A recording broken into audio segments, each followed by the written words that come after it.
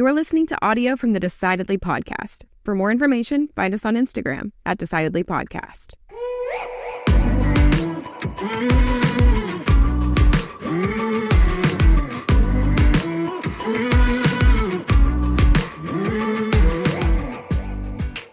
Welcome to episode 100. 100. That's kind of cool, isn't it? Yeah, we made it, you know. We started and getting one out there was kind of a big hurdle, and now we've done it 100 times. I looked at something the other day. There's over 4 million. Did you know there are over 4 million podcasts out there? It feels like it's they're everywhere. 44% of them, though, have less than 3 episodes. Well, hey, we're in the top almost half. I saw that only 18% of the podcasts out there have more than 10 episodes. Is there any threshold at 100? I couldn't find anything. The top 1% or something? I looked, but I was doing it this morning, so I didn't have a lot of time. Well, let me tell you, if there's 4 million of you doing 100 of these, God bless, because it's been some work. But it's been really fun. We get to meet really cool people. We have met some cool. We've learned a lot of things. We've heard wonderful stories. I've heard a lot. I have had so many interactions that I couldn't have gotten otherwise. I don't think there's so many people who would not. Well, there's a lot of people who would have never spoken to us if we didn't have microphones and cameras pointed at us. Most people wouldn't give us the time of day. Most people still don't talk to us. No. I'm going to start carrying around my camera to parties to meet women. Wear your headphones. Yeah, wear my headphones. Yeah. Would you like to be on my podcast when I approach it? Let me know how that works out. Let me know how that works out for you. Couldn't go any worse. Well, our guest today, I am so excited about. Alex Johnston. He's the president and founder of Building Impact Partners, a philanthropy advising practice that has helped its clients give away over $1 billion since its founding in 2012. He's a certified high-performance coach and has worked with dozens of donors, philanthropy advisors, and social entrepreneurs seeking impact and more joy in their lives. He's a member of Entrepreneurs Organization, which Sean and I are both members of as well. Hooray. And he serves on the boards of several nonprofits, including FaithACTs for Education and the Trust for Learning. We talked about the issues that ultra-high net worth families face when creating impact and creating philanthropic plans, how most people, regardless of net worth, simply write checks to the charities that they care about, but there's a much better way. How we can find meaning with impact to make future decisions that we make with our money much easier, purposeful, and create broader impact on the causes and organizations that we care about. What Sean and I really learned is that the issues that ultra high net worth families face in creating impact with their money is the same issue that people all across the wealth spectrum face. Alex is the author of a fantastic book called Money with Meaning, which shares the same name as a charity that Sean started and ran a decade and a half ago. So this was a great conversation. I think you're going to learn a lot by sticking around, whether you're an ultra high net worth family or struggling to make $20 donations when the church offering plate comes around. Stick around. Enjoy episode 100. I'm Sanger Smith. As always, I'm with my dad, Sean Smith, and this is Decidedly.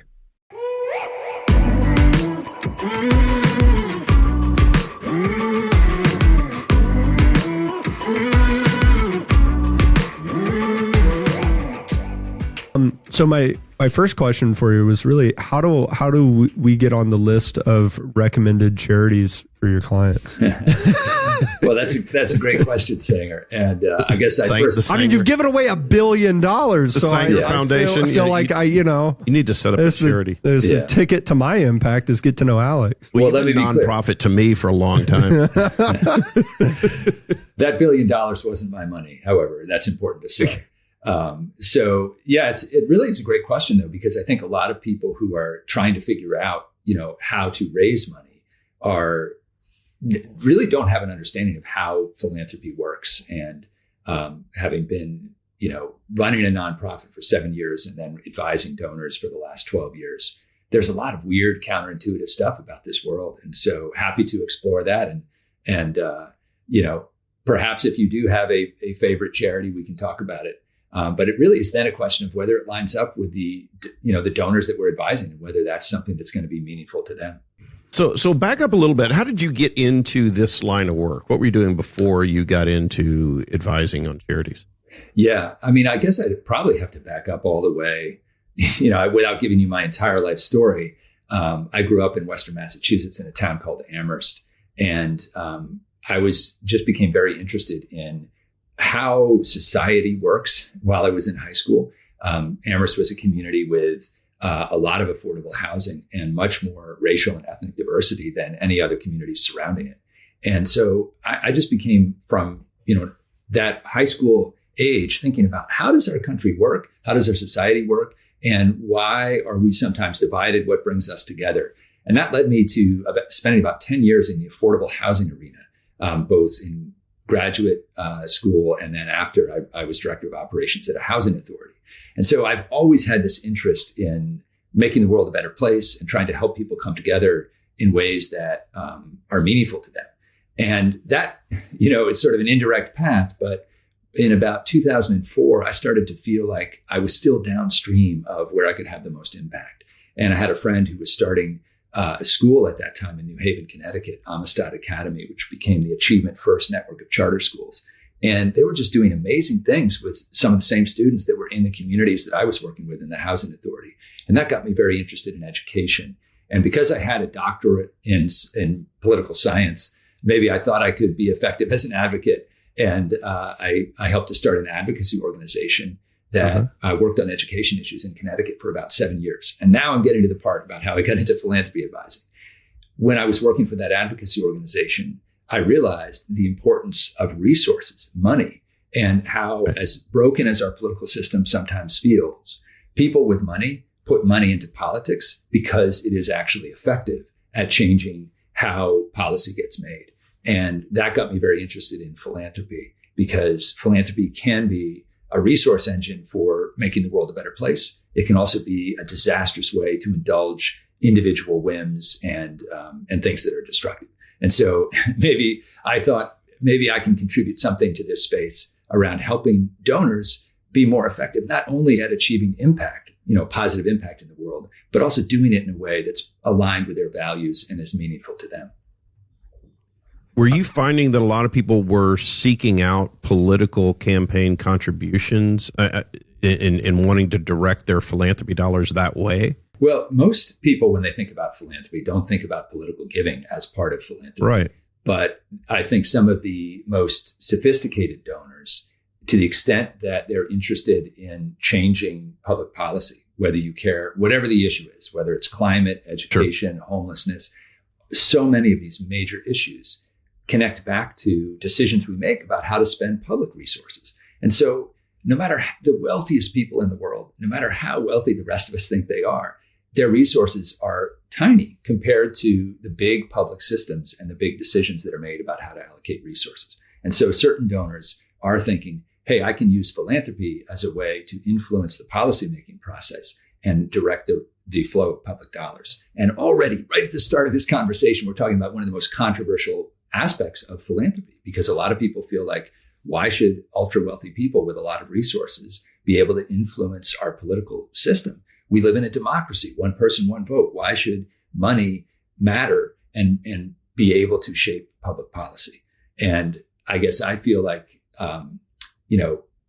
it reminds me of the quote that Winston Churchill had when he said, democracy is the worst form of government, except for all the others.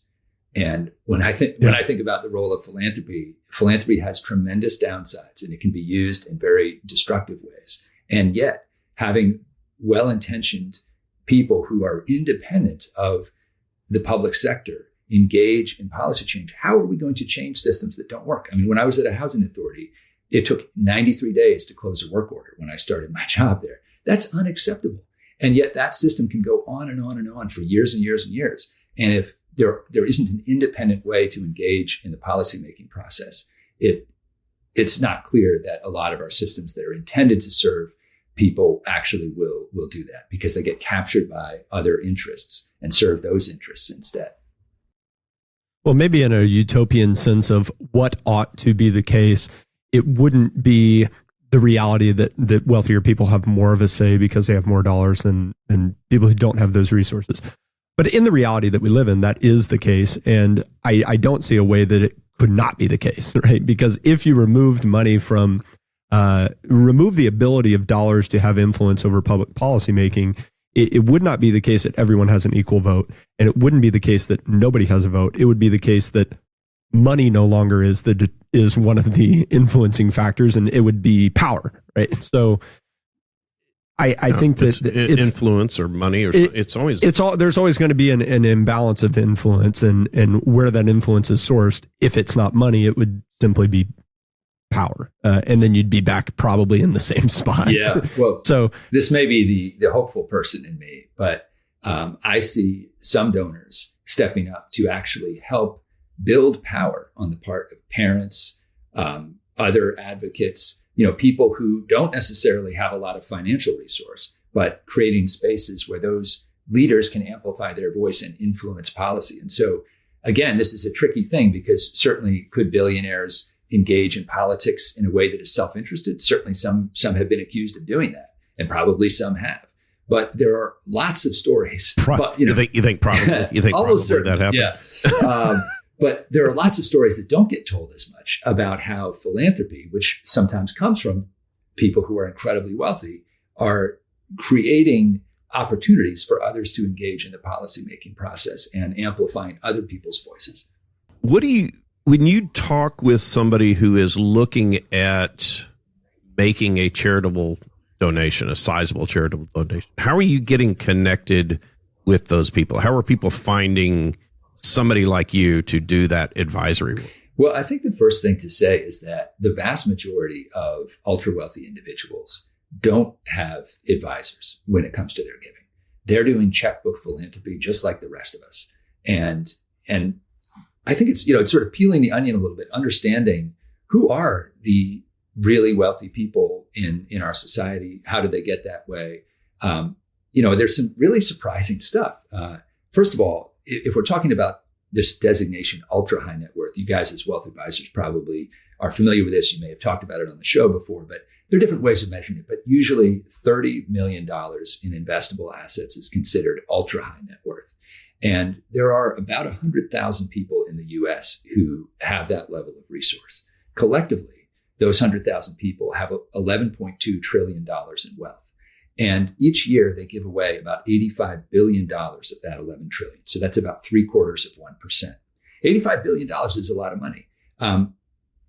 I personally believe there's the opportunity for individual giving by the ultra high net worth to be higher. And in fact, I know from talking to a number of them that many of them have philanthropic intentions. They're not gearing up their giving as rapidly as they thought they would.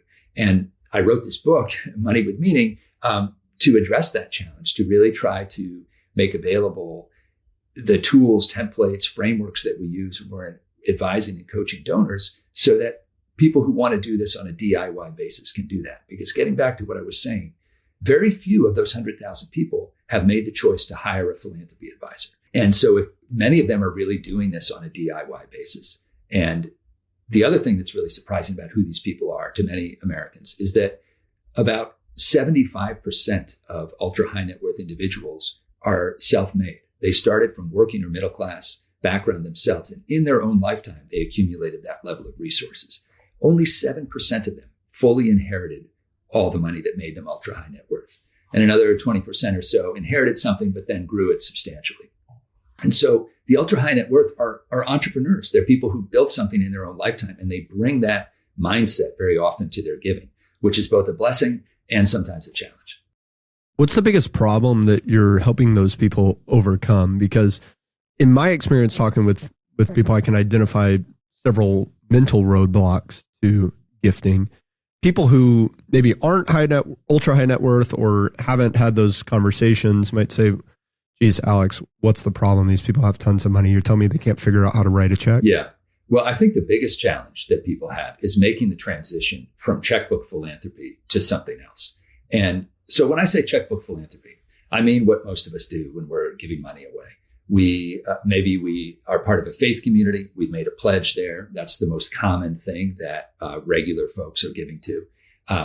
But often we're getting direct mail. We're meeting people. We get inspired. We see something on TV. We want to take action. There's a disaster. We give some money to the Red Cross. We're responsive, reactive even. And we just write a check. And then you know what? Most of us don't worry about whether that check is turning into impact. most people who are writing checks and giving away hundreds or thousands of dollars a year, it's just one other household expense. And it's not something people spend a lot of time on. But when people get to that ultra high net worth category, sometimes that's no longer satisfying to them because the size of the checks they're writing.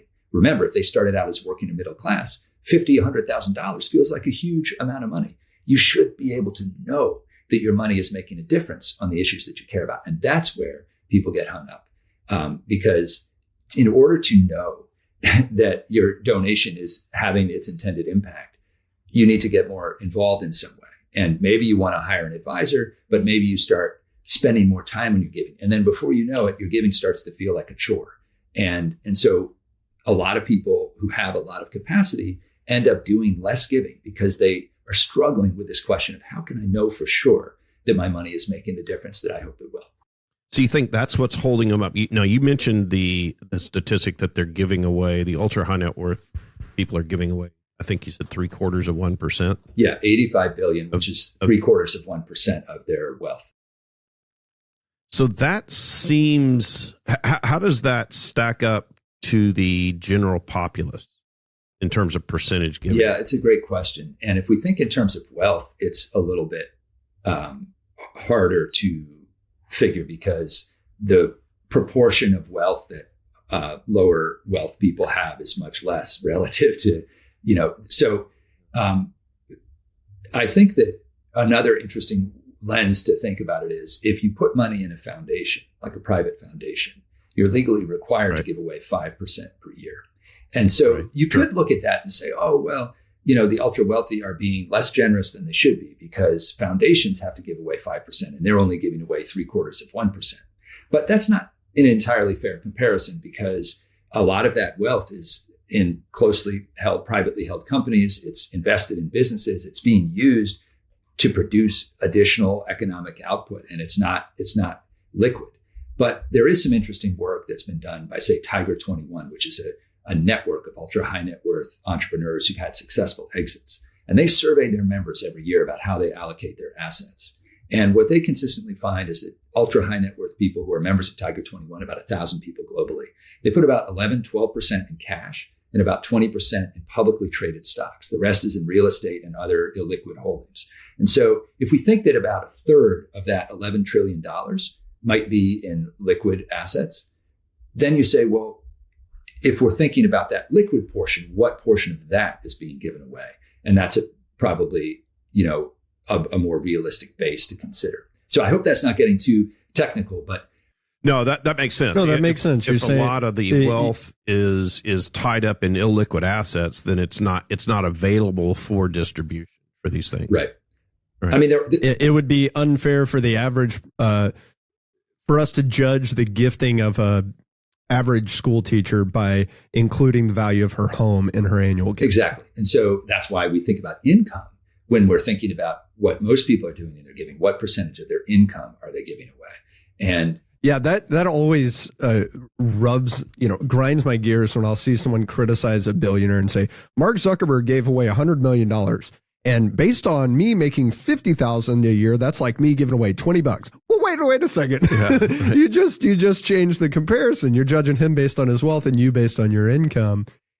There's some threshold where we start judging people based on their wealth and not their income any longer. But it is important to say that, and you guys are wealth advisors, so I'd be interested in your take on this.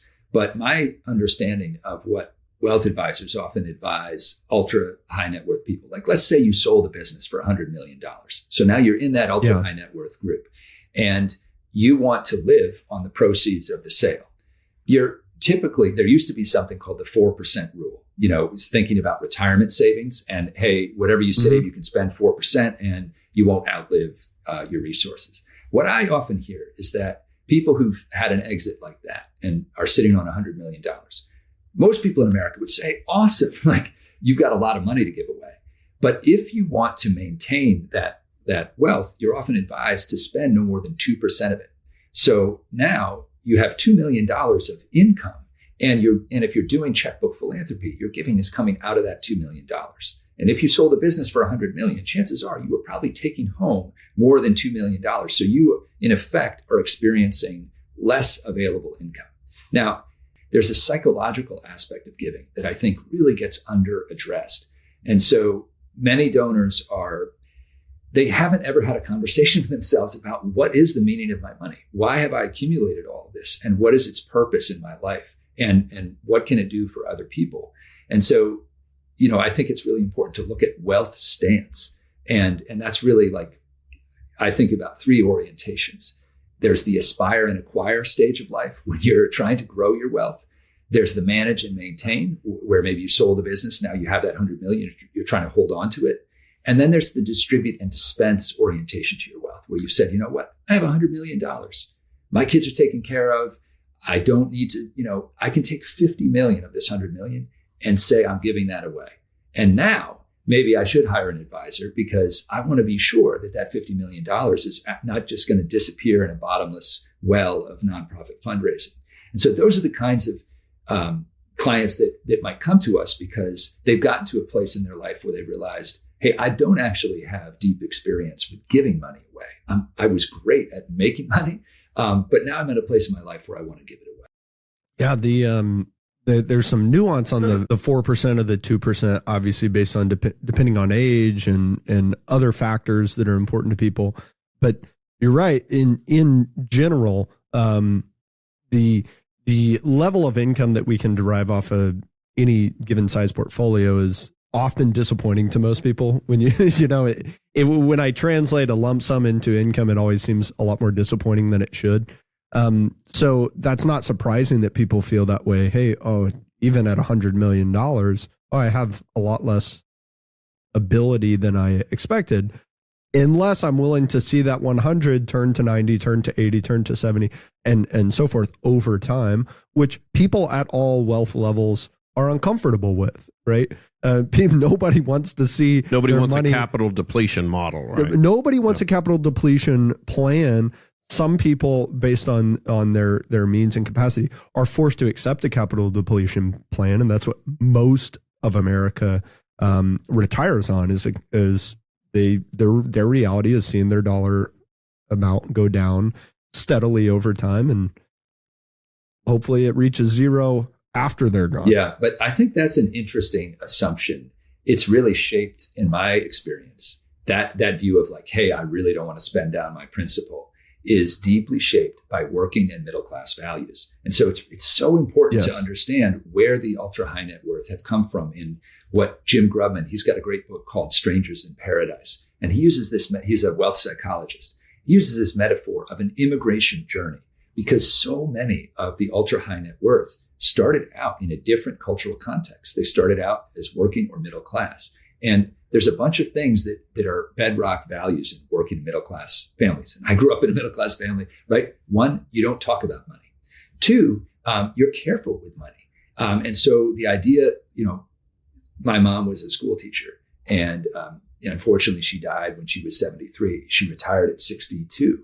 And that entire time she was worried about outliving her savings. And so it's a psychological orientation that even if you have built a business and have $100 million, if you grew up in a household where your money values were shaped in that way, it's a big leap to say, I got $100 million. I'm not going to run out of money. And literally, I don't know if you do these exercises with your clients. You walk through the contingencies. What if I have a major illness? What if, 3 of my brothers and sisters, need me to buy a house for them or whatever it is? And $100 million is still a whole lot of money if you are willing to spend it down. And the other piece is that we often think, like, how does that work? That if 72, 75% of ultra high net worth people are self-made, why isn't more money being passed down across time? And this is a great observation from Jim Grubman's book. Because of this avoidant money culture that people come from, they don't talk about it with their kids. And they don't actually create functional communication. So when you're having generational transitions in very wealthy families, you see a lot of wealth get dissipated because people aren't actually communicating at the level that's needed to maintain wealth. And of course, as a philanthropy advisor, I want people to give it away as much as I want to. I'm not into dynastic wealth as the end goal here. But there's a whole lot of dysfunction around money, and that shows up in my world in philanthropy advising as well. There's a lot of emotions that prevent people from both gifting and having a positive impact with their wealth, and a lot of emotions that prevent people from having that impact stay in their family, if that's what they chose. And I think you're right that it comes down to being willing to think about it and talk about it openly, which most people were raised not to do. Most people live their life and earn their money not to do, or not doing. And so a lot of people, they find themselves in a place later in life where a lot of mindsets that they carried through their younger years and working years served them well, and now they have a lot of money. Well, those mindsets, those characteristics, those skills aren't necessarily helpful in this next stage of life where they're a steward of capital that when they haven't been before.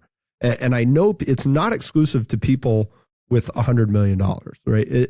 That scales up and down. It scales up and down. There's people with more money than that have the same problem. And there's people with a lot less money than that have the same problem. I mean, I've met people with $1 million to their name who will never run out of money, unless they radically change their lifestyle or develop an addiction of some sort. And yet they still cannot get past this idea of, I don't want to spend my principal. Doesn't matter. And a lot of them don't even spend the interest, so I know at all ranges people who are resistant to adopting that mindset. But you hit on something, which is, what is the meaning for your money? And that, I like that we're talking about ultra high net worth, because I think it gives people, it highlights the need for these conversations more. Because if someone's listening to this and they've got $10 million, I think their immediate reaction is, oh, well, how could you not know? You have $100 million. How could you be worried about spending it all? How could you not feel comfortable? Somebody's thinking that about you. Yeah. That's what somebody with 1 million is thinking about you with 10 million. Yeah, that's a great observation, because something I've observed is there is an incredible awareness among high net worth individuals about the gradations, the differences between them.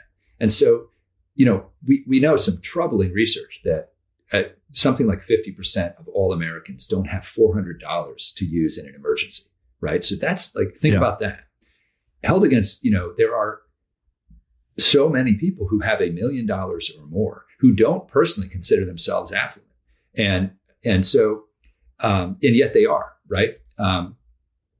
The question then becomes the psychology of wealth. And that's why, 5-6 years ago, I really started coaching as much as we do advising with our clients. I also began coaching, really looking at the issue of psychology and mindset and the connection of thoughts, feelings, and actions. Because, to be a strategic advisor is sort of framing the problem as, hey, my client just doesn't know what to do. And if I make a strategic recommendation, then they'll do it and we're good.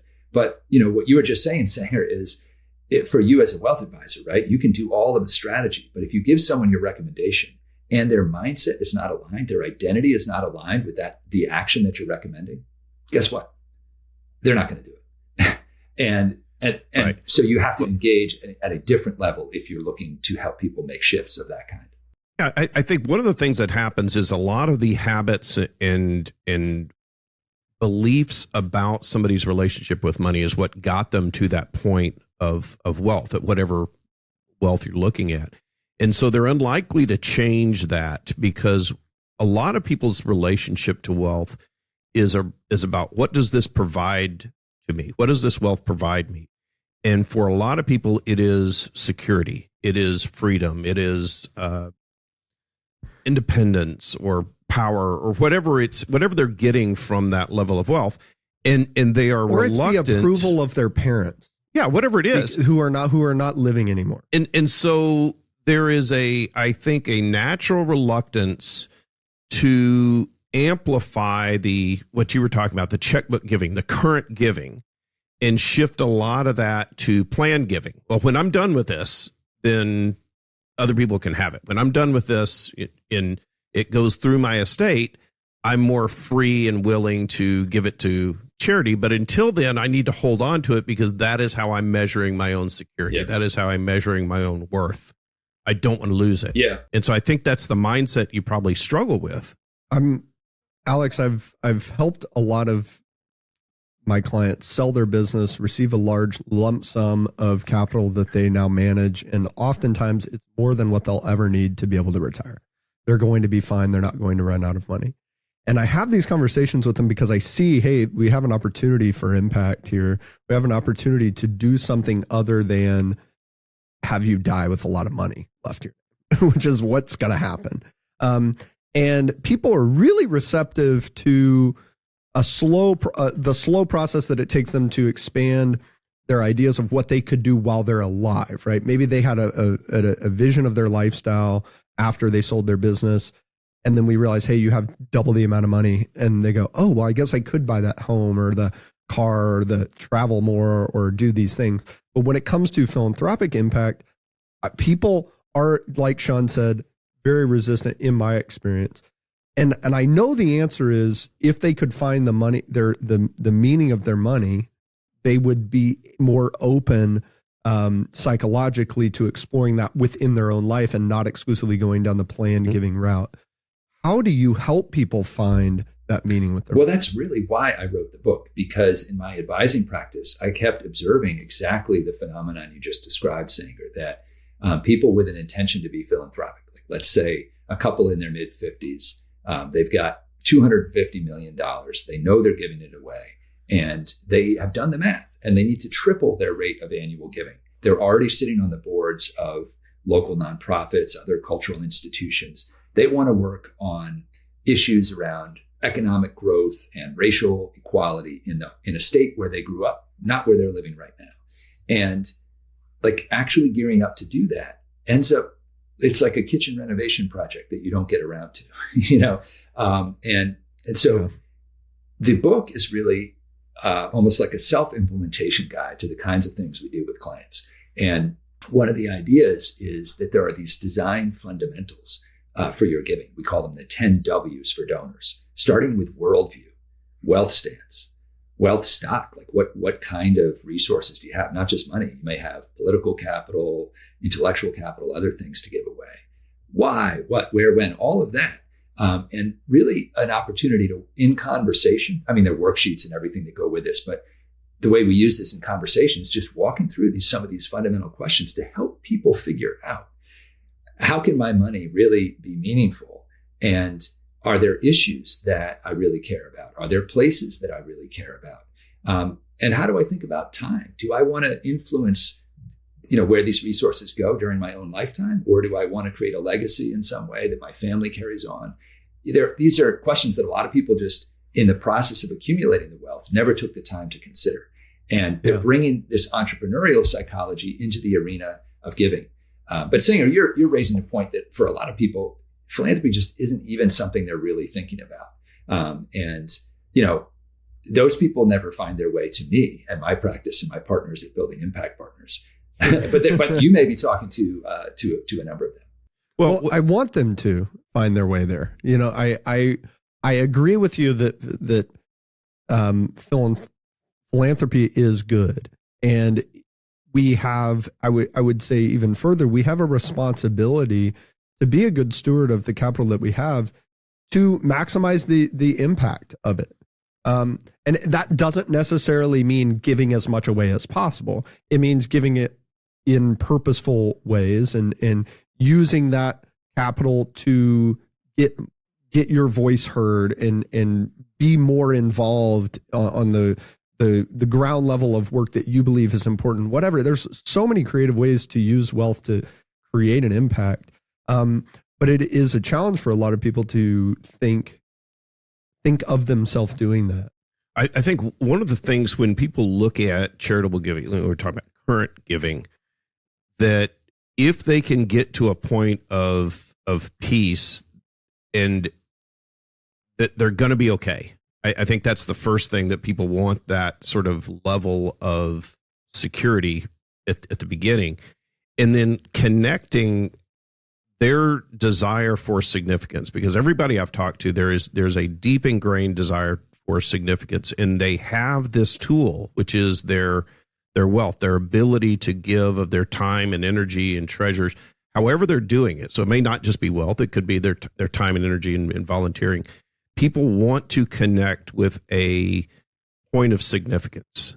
And I've met only a few people that don't, but most everybody does. And so I think when we look at our wealth, we look at this as our stewardship. This was brought to us.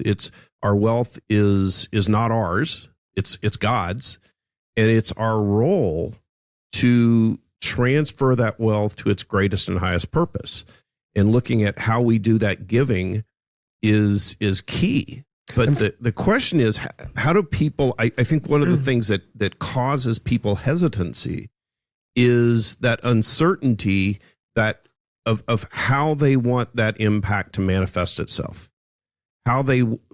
Maybe there's so many choices. I don't know where to give, or I'm not sure it's going to go to its highest purpose. How do you start that conversation? I mean, what's the first question you ask? Get somebody to a point of understanding what they want that impact to be so that they can make a good informed decision. Yeah. So literally in chapter 1 of the book, which is called Taking Stock, it's about 2 questions, and the first is, how much impact do you feel like you're having with your giving so far? And the second is, what's your level of satisfaction? How much fulfillment are you experiencing through your giving? And what that leads to is a framework where we have social impact. Like imagine a 2x2, right? Where social impact is one axis and the other is the sense of fulfillment for the donor. And meaningful giving is where social impact and fulfillment for the donor come together. That's the sweet spot where we all want to be in our giving.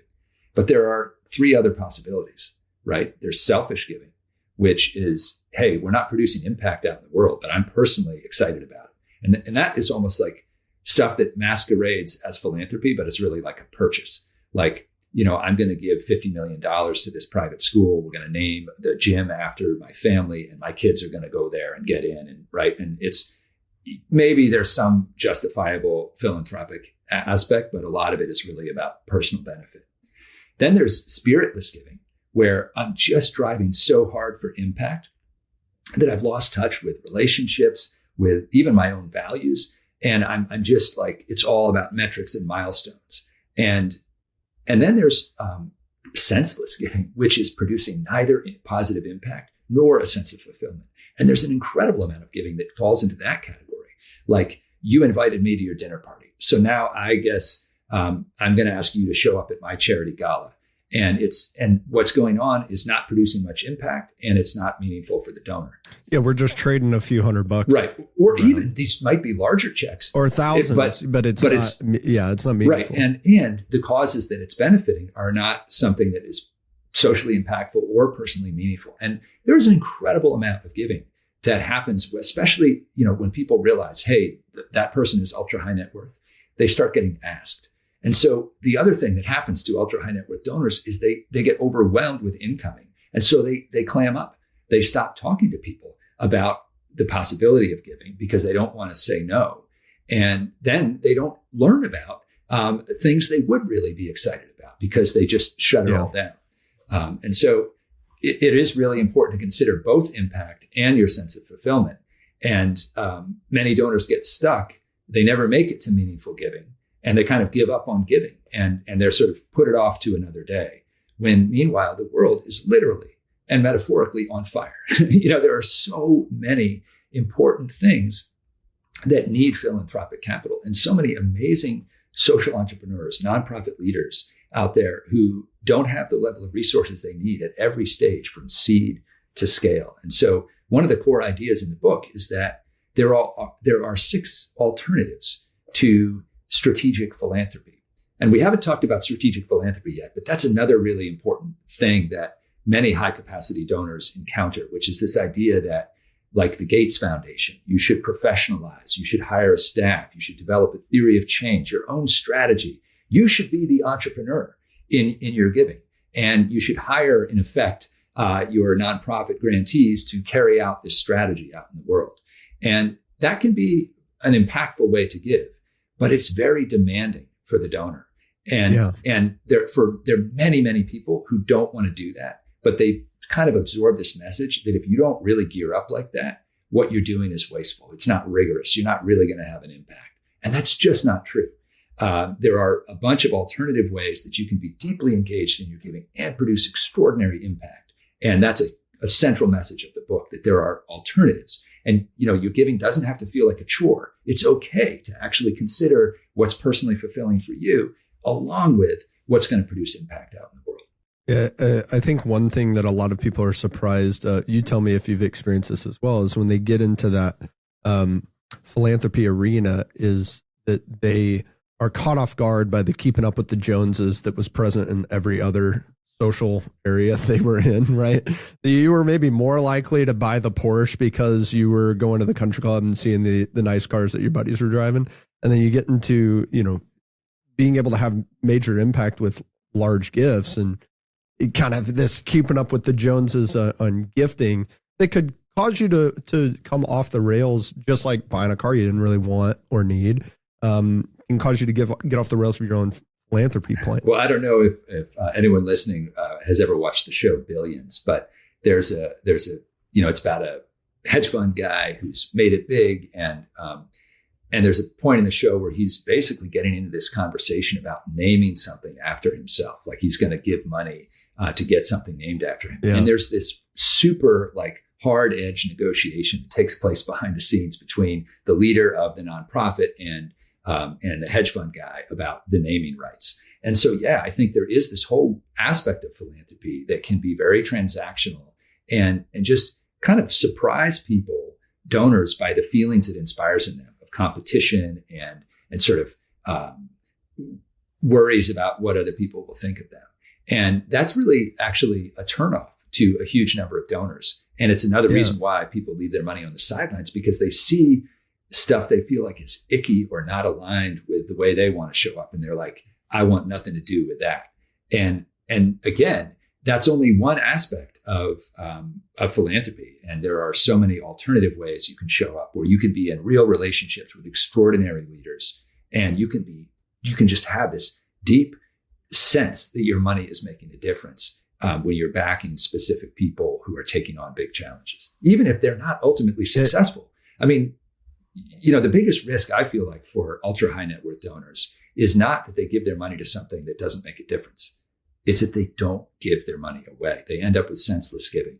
And what is more senseless in a world where so many compelling needs abound than to be sitting on a pool of capital that, when you really do the math, is not actually you don't need it. And so there's an exercise that we do with clients, and I'm curious if you guys do a variation of this, where we sit people down and we say, let's actually chart out your net worth from the entire course of your life and project it through to when you anticipate dying. This is like a kind of a fraught exercise for people to do. But just imagine, okay, you think you're going to live to 90.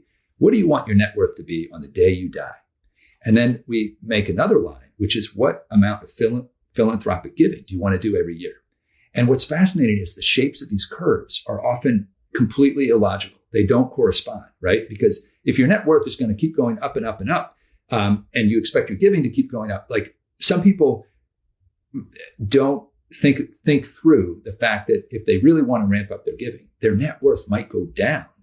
And the most famous example of this is Chuck Feeney of Atlantic Philanthropies. He's the founder of Duty Free Shops. He gave away $8 billion, and he and his wife are still alive. They live in San Francisco, and reportedly he left only $2 million for himself and his wife to live on. And so you almost never see that, where someone's net worth goes up like that, and then it goes all the way down almost to zero, and their giving ramps up hugely and then goes to zero too, because they gave it all away. That's an extremely unusual pattern. Yeah, well, I think it goes to the issue we were talking about earlier, is that people are seeking a lot of comfort and security initially. When you look at, and I think this issue scales up and down, as we were talking about before. What do you think is the biggest decision that people have to make when they're looking at the issue of current giving that they struggle with? Yeah, I think, let's say we're talking about, people with some sense of surplus, right? Because I think the issues are different. There are some of the most extraordinary philanthropy is, the widow's mite, like literally from scripture, people who have almost nothing and who are giving at an extraordinary level that's sacrificial. And just imagine if you applied that to some of the wealthiest. But But I think for people who maybe are living comfortably, it really is this question around your stance towards your wealth. Like, and I find people just have not typically reflected on this. And this, I'm a member of the EO, the Entrepreneurs Organization. I love entrepreneurs. I am an entrepreneur. And I think we are so anchored in the aspire and acquire relationship with our wealth. We're always growing. Like, that is such the entrepreneur's mindset. And so there's this big barrier that comes even as we're still growing our enterprise, and maybe our wealth has increased. It's mostly on paper, but our income has increased as well. And our giving doesn't keep pace.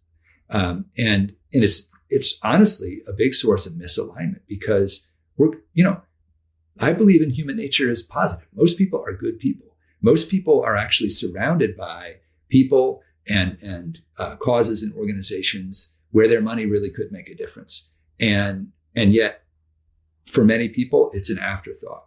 And there's such a psychological opportunity there. It can be such a tremendous source of fulfillment. And you mentioned earlier, Sean, the need for significance. In the human needs psychology, which goes back to Alfred Adler, Abraham Maslow, and more recently, Chloe Madonis and Tony Robbins, this need for significance is for sure a key need. But it's really one of the lower level or ego-driven needs. We have certainty, variety or novelty, significance, and social connection with other people. But there are these higher level needs, like contribution to others, personal growth, and even self-transcendence when you meet those higher level needs, that's really what a life of fulfillment is about. When you look across cultures, religious traditions, philosophical traditions, there's such convergence around this idea that when we give, we are growing and learning, and we are transcending ourselves. And it's an extraordinary way to live. And yet I think many people are missing out on that because they're still in this striving mode where ultimately that's rooted in fear and scarcity. And so we do a lot around sort of levels of consciousness and helping people get to a more evolutionary psychology where they can be more flexible and adaptive in how they meet those needs, and realize that philanthropy can be an amazing way to meet your higher level needs. What types of questions are you asking that help people sort of break through to get to those higher levels of consciousness and connectivity to the sort of larger purpose? Yeah. I mean, there's a whole chapter 3 in the book, which walks through these 10 W's. One of the W's is why. And there's a set of 12 questions there that really get at, why are you giving? And each of those questions is linked to one of those human needs. So it's kind of a way of understanding which of your needs do you need to be totally certain about the impact of your giving? That means you're meeting your need for certainty through your giving. Are you really focused on learning and growth through your giving? And, just being aware of it doesn't necessarily change it. And so that's also why I find that coaching, one-on-one work can be really, I work with a coach. I will live my entire life. I will always have a coach. And sometimes I have more than one coach.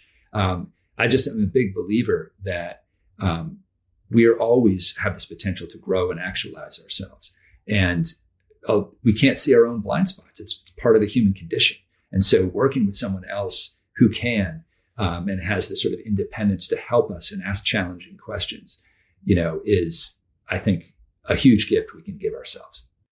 You were talking before we got on air about a decision tool that you had developed. Tell me more about that. Yeah, I call it a critical decision-making toolkit. And I developed it really to help myself because a lot of times when we face high-stakes decisions, we get caught in kind of false binaries, or we just think like, man, I'm going to mess this up. I know for me as an entrepreneur, making decisions about the business, sometimes like if you're bringing in partners or you're, structuring things that are legally set up and have a sense of permanence to them, it feels like a high stakes decision. And I went to an event that Tony Robbins leads, maybe the summer of 2017, and came across a framework that he called OOCEMR. And I took that framework and kind of adapted it, evolved it for myself in my own context. And I began using that with people I was coaching. And it just became really powerful tool that I used with coaching clients. And so I turned it into a digital playbook, if you will. And it walks through this template. It's a worksheet that, you put decisions on paper. And I'm not going to lie, it takes like an hour or 3 hours to really work through. But if you're thinking about buying a house or whatever it is, and you find yourself feeling like I have these two options and neither one of them feels like I'm totally aligned, that's the perfect time when you want to bring out a tool like that. And I'm certainly happy I can share a link with you guys, happy to just give that to your listeners if that will be helpful to them. I'm, like you guys, I'm on a mission for better decision-making out in the world, and would be happy to share that resource. What do you find is the critical question in that tool that really helps advance the decision forward? I think there are a couple things, but one is really getting clear about the ultimate outcomes that you're interested in. And then a force-ordered ranking of how important each of those outcomes is. Because a lot of times what happens when we have a high-stakes decision is we start spinning. It's too complex to hold all the factors in our mind. But we wake up in the middle of the night and we're churning through it again and again. And so putting things on paper is just a real breakthrough when it comes to that. And then I think another really key insight, which is part of Tony Robbins' original framework, is this idea of mitigating the downside. So when you look at the options you have, often you want to dismiss some out of hand because it's just the downside is unacceptable. But that's actually something to lean into. If you can figure out how to make the downside less unacceptable, now you might even be talking about creating an option you hadn't previously considered. And so there's gold in sort of looking at, before you dismiss something outright, look at why you're dismissing it, and then see if there's something you could do to make it a more attractive option. And very often you end up with a third or a fourth or a fifth option you hadn't even considered. So how would you take something? Give me an example. So if there's a downside I want to avoid, if I do this, I might lose my house, for example. Right.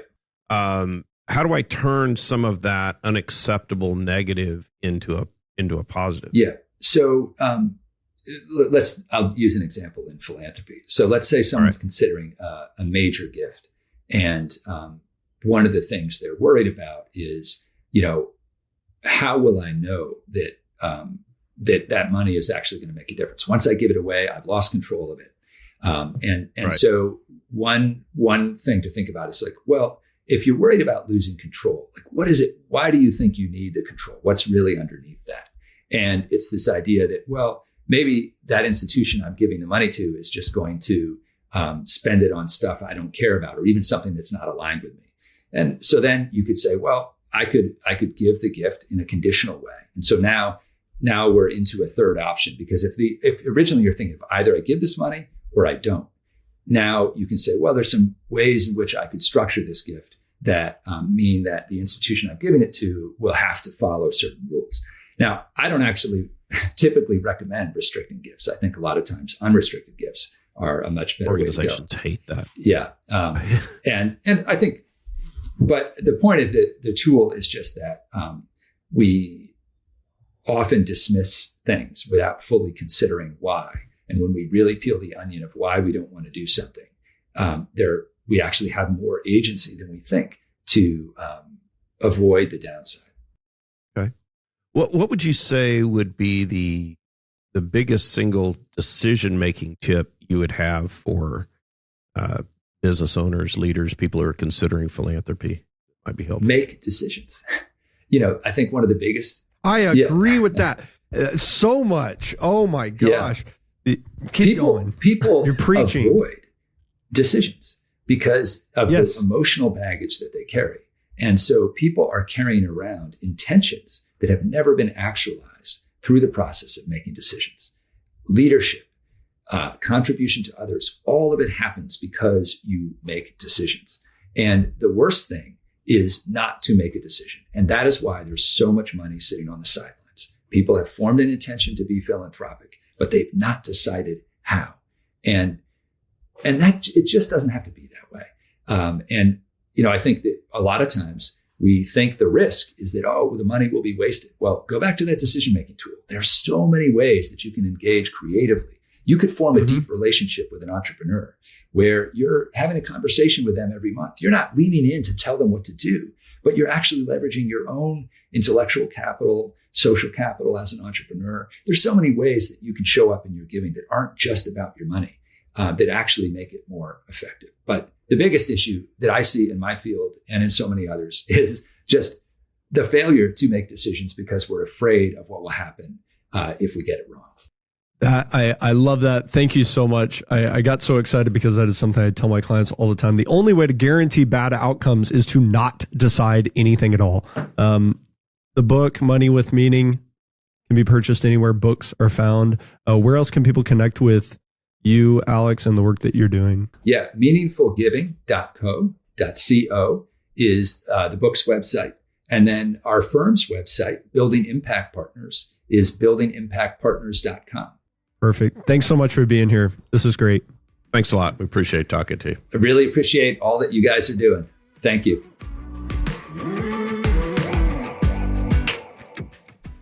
My takeaway from our discussion with Alex is that when you look at decision making, it seems more complex if you scale up and have a lot of wealth or there's a lot of complexity. But at its core, these things scale up and down.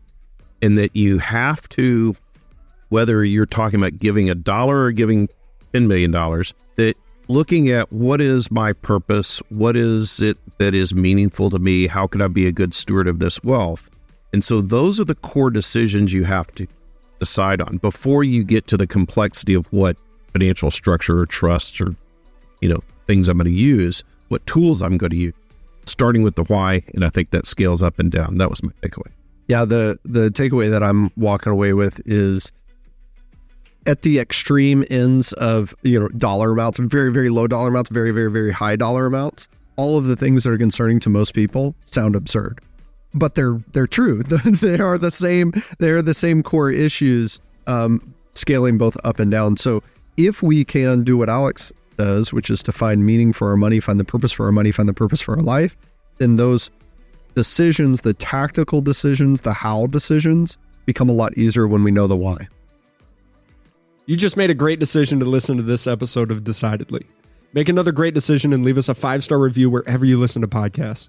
We appreciate your support. It helps others find our community and defeat bad decision-making in their own lives. For more daily decision-making insights, check us out at decidedlypodcast.com and on Facebook and Instagram at Decidedly Podcast. Thanks again for listening. I'm Sanger Smith, and this is Decidedly. Insights, advice, and comments provided by Sean Smith, Sanger Smith, and speakers identified as part of the Decidedly podcast should not be considered recommendations. Speakers not identified as members of Decidedly are expressing their opinion, and their statements should not be construed as reflecting the views of the Decidedly team. This podcast is produced solely for informational purposes, not personalized advice.